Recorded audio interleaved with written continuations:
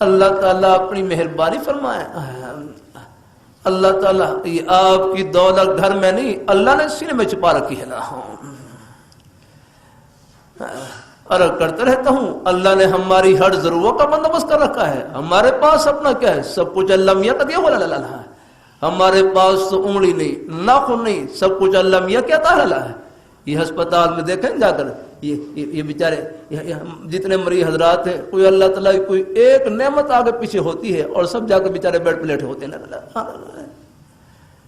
یہ صحت مند جسم بھی اللہ تعالیٰ کی کتنی بڑی نعمت ہے. اللہ ہمیں غفلت سے محفوظ رکھے. اللہ ہمیں غفلت سے، اللہ تعالیٰ ہماری دنیا کی زندگی ہے کتنی سی ہے، چل چلاؤ گی یار. اللہ تعالیٰ اپنی بار کوئی گھر ایسا نہیں جس سے جنازہ نہیں نکلا جاتا.